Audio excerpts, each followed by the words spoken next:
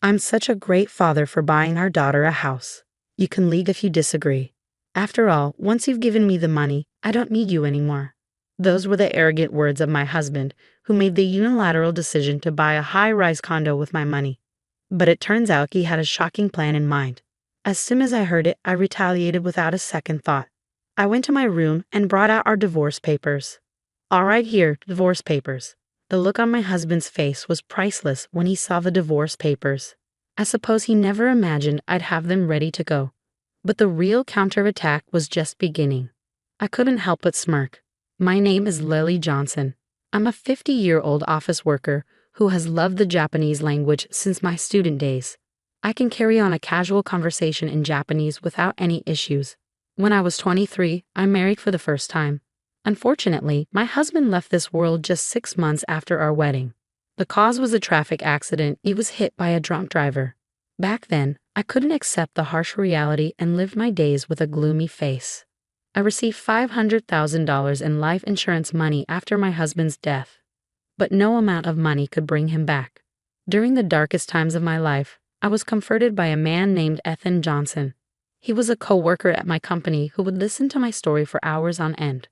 Over time, I found myself falling for him, and we married when I was 25. I never forgot about my first husband. I still vividly remember the times we shared. I decided to keep the life insurance money untouched for emergencies. A year after marrying Ethan, we had a daughter, Mia. Mia is now an illustrator living on her own.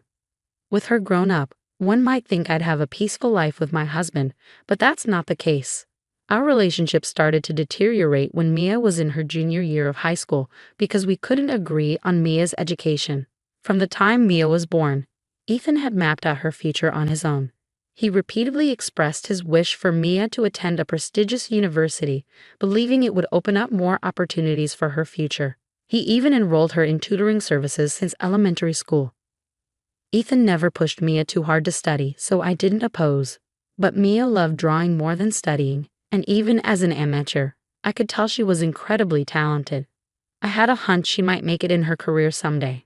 That hunch turned out to be right when Mia announced during her junior year of high school, "I want to be an illustrator in the future, so I want to go to an art school for university." I wanted Mia to pursue what she loved, so I agreed. But Ethan was vehemently opposed. "Go to a prestigious university like Harvard. After graduation, work for a big corporation. It's more secure, and you'll be happier," he yelled, completely dismissing Mia's dream. Even when Mia suggested I could start by working for a company, Ethan wouldn't hear it. "An illustrator? You're just playing around, drawing pictures. I didn't invest all this money in you for you to have such a frivolous career." He was so harsh that I found myself stepping in. "There's no need to speak like that. It's Mia's life. Let her try," I said. But that only made Ethan angrier. "Mia is my daughter. It's a child's job to fulfill their parents' dreams. And if she lives as I say, she's guaranteed to be happy." He spouted such nonsense. There's no guarantee that attending a renowned university or landing a job at a big corporation equals a happy life. It was shocking to realize Ethan held such a distorted belief. I had hoped he would eventually come to understand and support Mia's decision. But that was wishful thinking. Despite our attempts to persuade him, our efforts were in vain.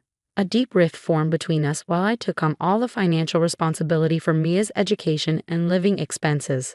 He seemed dissatisfied, constantly complaining and making snide remarks.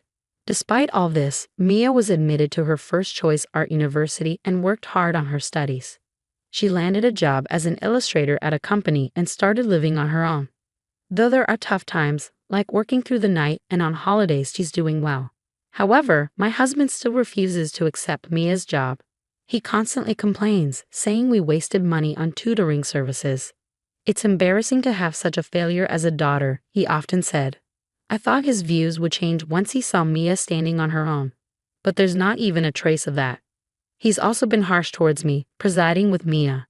He yells about the food tasting bad or the cleaning not being done almost every day, despite not being able to do any housework himself and leaving it all to me. At this point, I realized that this was his true nature.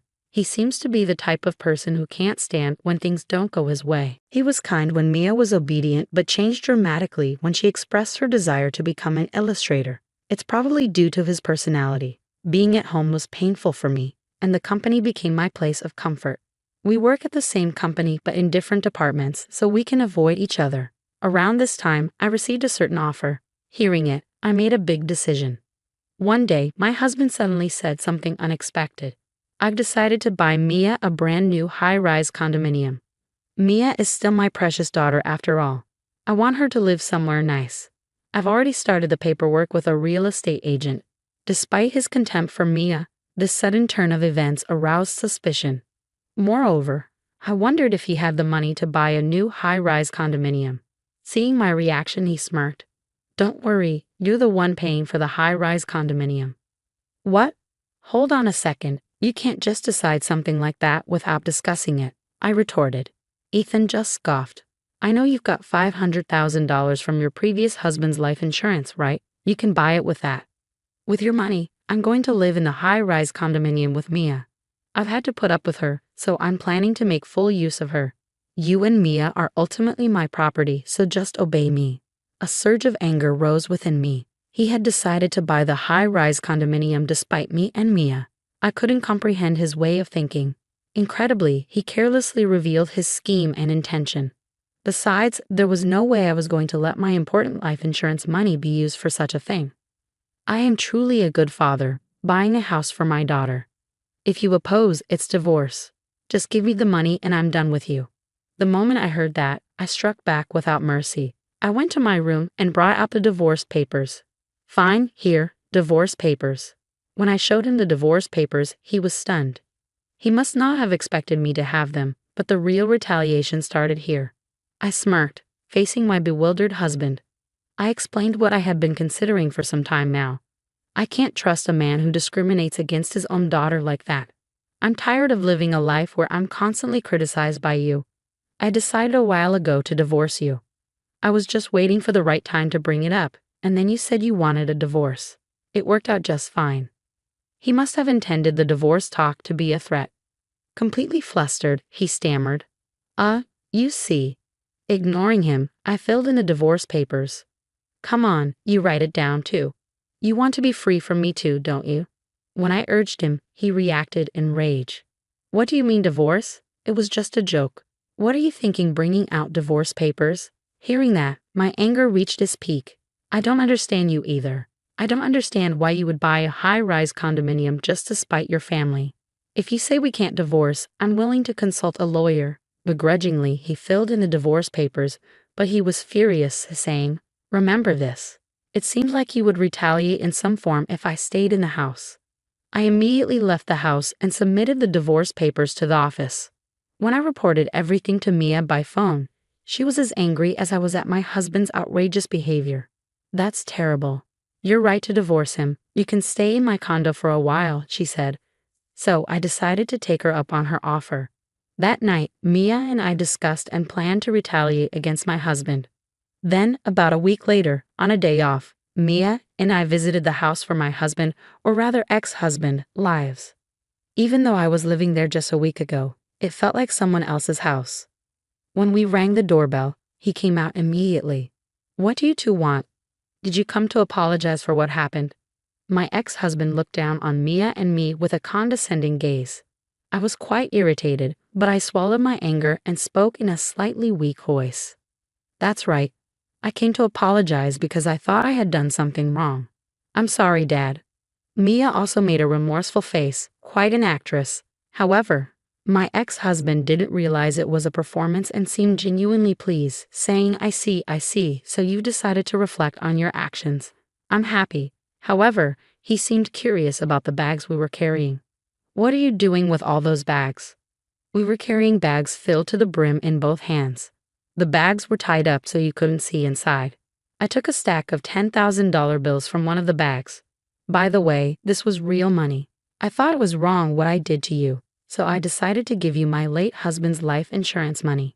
You can live in a high-rise condominium with Mia with this money. There's $500,000. Can you put it in the safe? The ex-husband was entranced by the $10,000 stack of bills. Sure, please put it in the safe. He easily let Mia and me into the house. Even though it had only been a week since we left, the house was littered with laundry and garbage. Come to think of it, the ex-husband was very bad at tidying up and doing housework. Imagining that he must be having a hard time living alone, I couldn't help but smile. Mia and I stuffed the contents of the bags into the safe. However, we put the $10,000 we showed him back in the bag, not in the safe. Fortunately, he wasn't watching us as he went to the kitchen, saying, "I'll make some tea." When I returned to Mia's condo, I packed my bags and went out again. I was going to set out on my own to a new place. "Take care, Mom." Mia saw me off with a smile. "I'll contact you when I settle down." "Take care of yourself, Mia." I left Mia's condo with a smile on my face. 2 days later, I was asleep in my new home when I received a call from my ex-husband. "Hey, what happened to the $500,000? There's nothing but garbage in the safe." As I burst into laughter, I thought to myself, he really took a while to figure it out, huh? My ex-husband had fallen neatly into my trap. The majority of what was in those bags was simply scrap paper. I had rolled up unwanted newspapers and filled the bags. I told him that each bag contained $500,000. But that was a lie to gain his trust. I did prepare $10,000 in real cash from the bank. That money was immediately returned to my account, so I had nothing to lose. If he had asked to see the contents of the bags, I was ready to show him, scoffing at the absurdity of the situation. But he was fooled by just the sight of the $10,000 and didn't suspect a thing. "You've treated Mia and me horribly. I think it's fair to return the favor. If you want to hold a grudge, hold it against your past self, not me." When I said that, he responded desperately, "I understand, I was wrong. Can we live together again? I can't afford the high-rise condo, and I can't manage the housework. My place has turned into a trash heap." Taken aback by his self-centered plea, I retorted, "I'm not your ATM or your housemaid. You're an adult, figure it out. Besides, I'm in Japan now. I can't come back to you." That's right, I was now living in Tokyo, Japan. This wasn't a mere overseas trip. I received an offer to work abroad from my company and decided to take it up. I've always wanted to work overseas and I love studying Japanese. The offer that came before our divorce was this opportunity to work overseas. Once I heard about it, I decided to divorce him and live overseas. I could live my dream and get away from my ex-husband. It was killing two birds with one stone. I had told Mia, but kept it from my ex, who was clearly taken aback. "So that's why I haven't seen you at work recently. Why didn't you tell me?" "Why should I? We're in different departments and we're strangers now. Oh, by the way, Mia has something she wants to say to you. Tomorrow we'll call you at 8 p.m. your time using a messaging app." All right, is Mia going to live with me?" "We'll see, wait until tomorrow." I said that and hung up. But I knew what Mia was going to talk about. I was looking forward to seeing his reaction. As I drifted off to sleep, the next morning I had to get up fairly early due to the time difference, but it couldn't be helped. I started up the messaging app and video called my ex and Mia. Mia started expressing her feelings to her father right away. "I loved you when I was a kid, Dad. I respected you as a parent and loved you from the bottom of my heart." Ethan looked pleased to hear that, but Mia's speech didn't stop there. "But that's all in the past. You outright denied my career path, right? That's when I realized your true nature. You just wanted to control me, and there's no love in that. I hate you now, and I don't want to see you again. This call is our final contact." Upon hearing that, my ex seemed to be on the verge of tears. "Don't say such things." I had expected him to get angry, but this reaction was surprising. Maybe he assumed Mia would love him no matter what. But Mia's harsh words continued. "This is how I really feel, Dad. You need to reflect on how you hurt Mom all of this time. Also, I moved out, so there's no point in going to the apartment where I used to live. Don't use detectives or anything to forcefully find out my new address." That's all I wanted to say. I also told him something I had forgotten to mention earlier. I've explained the circumstances of our divorce to our workplace, relatives, and your parents. I don't think relying on them will do you any good. Well, goodbye. Once Mia ended the video call, I also ended mine. My ex-husband was pleading, "I'm sorry, it's all my fault. I apologize, so please give me another chance." But I didn't care about that anymore. Later, when Mia and I talked, she said, "I feel so much better now that I've said what I wanted to." I felt relieved after seeing my ex-husband in distress too. Apparently, it became uncomfortable for my ex-husband at his workplace. Though he resigned, he was disowned by relatives and his own parents. He couldn't buy the high-rise condominium and had to cancel. Moreover, he caused a scene at Mia's workplace, trying to call her out at the reception desk. He was immediately locked out and banned from the premises. My ex-husband, who kept repeating his selfish behavior, ended up losing everything instead of gaining anything. He seems to have lost all his energy and is now living as a recluse at home. A colleague wanted to ask him something about the handover of work and tried to contact him, but he didn't answer. The colleague went to his house reluctantly, where he found my ex-husband looking lifeless with a thick beard. He looked like a ghost, and a bad smell was coming from the room. According to the colleague, his house is probably in a state of a garbage dump. Looking at my ex-husband living such an unfortunate life, I couldn't help but think he got what he deserved. On the other hand, I am enjoying my job overseas. I do get cultural barriers being surrounded by foreigners, but I overcome them by carefully communicating. I can use my proficiency in Japanese, and I'm really glad I transferred overseas. Mia is working hard as an illustrator, and it seems like she's been given some big projects recently. I have a lot of meaningful work, and it's fun, she said over the phone. It's a joy for me as a parent to see my daughter doing what she loves. Despite all the hurdles, both Mia and I are starting to shine in our lives.